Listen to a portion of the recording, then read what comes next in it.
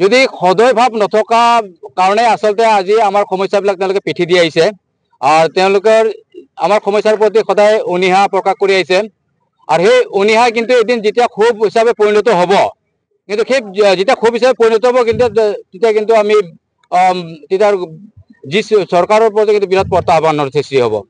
তো যেতিয়ালৈকে এই ক্ষোভ সৃষ্টি নোহোৱাৰ আগতেই সময় থাকোঁতেই চৰকাৰে যদি এই সমস্যা সমাধানৰ ক্ষেত্ৰত যদি ইতিবাচক পদক্ষেপ লৈ পেলাই এই জনগোষ্ঠীটোৰ যিখিনি প্ৰাপ্য অধিকাৰ সাংবিধানিক আমি কোনো বাহিৰৰ অধিকাৰ বিচৰা নাই, সংবিধানে দিয়া অধিকাৰ, সংবিধান প্ৰদত্ত অধিকাৰ, যদি সংবিধান প্ৰদত্ত অধিকাৰে তেওঁ দিব নোৱাৰে, তাৰ সুবিধাই যদি আমাক প্ৰদান কৰিব নোৱাৰে, তেনেহ'লে আমাৰ সংবিধানত অধিকাৰ দিয়াৰ কোনো মানে কি কোনো মূল্যই নাথাকিব। এতিয়া আমি সাঁওতালি ভাষাটো স্বীকৃতিপ্ৰাপ্ত ভাষা, সংবিধান স্বীকৃতিপ্ৰাপ্ত ভাষা আৰু সাঁওতালসকল ভাৰতৰ যিটো সংবিধান সেই সংবিধানৰ অনুসৰি তেওঁলোকে অনুসূচিত জনজাতি। কেৱল মাত্ৰ অসম ৰাজ্যত তেওঁলোকে কিয় আজি অৱহেলিত আৰু তেওঁলোকে কিয় প্ৰবঞ্চনা কৰা হৈছে সেইটো কিন্তু আমি ৰহস্য হৈ আছে, এইটো সাংঘাতিক ৰহস্য হৈ গৈছে। আজি আমাৰ কাষৰীয়া ৰাজ্য যেনেকৈ অসমৰ এসময় বৰ অসমৰ এটা অংশ আছিলে ত্ৰিপুৰা, আজি অসমৰ পৰা ভাগ হোৱাৰ পিছত ত্ৰিপুৰাৰ সাঁওতালিসকলে যদি আদিবাসীসকলে যদি অনুসূচিত জনজাতিৰ মৰ্যাদা লাভ কৰিব পাৰে, তেনেহ'লে এই অসমত থকাখিনি কিয় লাভ নকৰিব, তেওঁলোকে কিয় তেওঁলোকৰ মৰ্যাদা দিয়া নহয়? এইটো কিন্তু সাংঘাতিকভাৱে এটা প্ৰতিক্ৰিয়াৰ সৃষ্টি হৈছে আৰু এইটো এটা সাংঘাতিক ৰহস্যৰ বিষয় হৈ পৰিছে।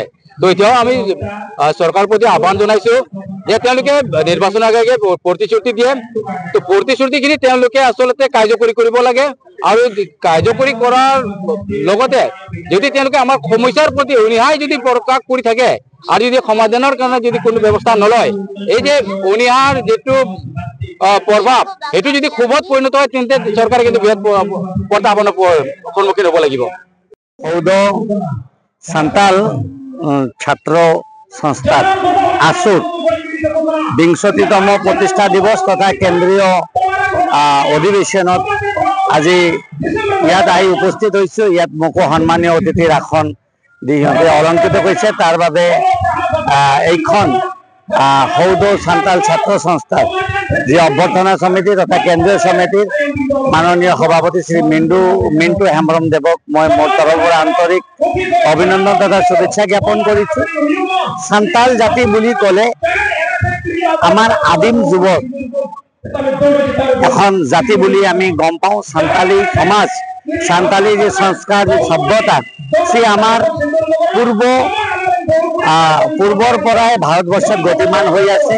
সিহঁতৰ যেনেকা চিডু কানু, বীৰ বান্তা, তিলকা মাঝি, সিহঁতৰ পৰা বহুত বীৰ আছিল যিসকলে আমাৰ ভাৰতবৰ্ষৰ স্বাধীনতাৰ সংগ্ৰামীও আছিল।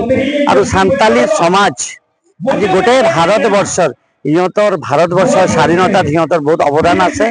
আৰু অসমত যি সৌদ সান্তাল ছাত্ৰ সংস্থা আজিৰ পৰা ২০ বছৰ আগতে এইখন ছাত্ৰ সংস্থাৰ আচলত যদি ক'বলৈ যাওঁ তেতিয়াহ'লে অধ্যক্ষ আছিল স্বৰ্গীয় বদন হাজদা।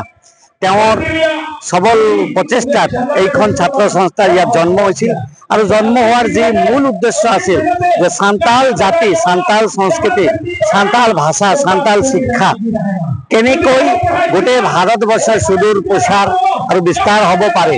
ইতিমধ্যে আমাৰ অসম চৰকাৰৰ মাননীয় যশস্বী মুখ্যমন্ত্ৰী ডক্টৰ হিমন্ত বিশ্ব শৰ্মা দেৱৰ বলিষ্ঠ নেতৃত্বত অসমত ভাৰতবৰ্ষৰ নিচিনা ইয়াতো অল চিকি যি সান্তালৰ যি মাতৃভাষা তাক স্বীকৃতি প্ৰদান কৰা হৈছে।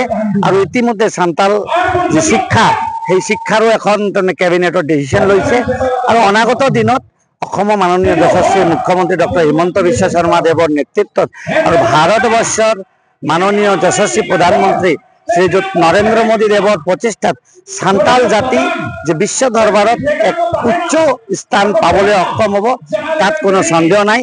আহক আমি সকলোৱে মিলি এইখন নিৰীহ এখন ইমান সংস্কাৰী জাতিটোক কেনেকৈ আগবঢ়াই লৈ যাব পাৰোঁ তাৰে এক প্ৰচেষ্টা কৰোঁ বুলি মই ভাবিছোঁ। আজিৰ এই ২৫তম যি সৌদ সান্তাল ছাত্ৰ সংস্থাৰ এই গোসাইগাঁও বিটিয়াৰ অঞ্চলত কাছিয়াবাৰী আৰণাই খেলপথাৰত আজিৰ যি এই মুকলি সভা হৈছে, এই মুকলি সভাৰ জৰিয়তে মই গোটেই অসমবাসী তথা গোটেই ভাৰতবৰ্ষত বসবাস কৰা প্ৰতিটো সান্তাল জাতিক নিজৰ জাতীয় স্বাৰ্থত নিজৰ ভাষা সংস্কৃতি কলা কৃষ্টিৰ স্বাৰ্থত একেখন মঞ্চত আহি উপস্থিত হৈ সান্তালী জাতিক কেনেকৈ উদ্ধাৰ কৰিব তাৰ কাৰণে আহ্বান জনাইছোঁ। ধন্যবাদ।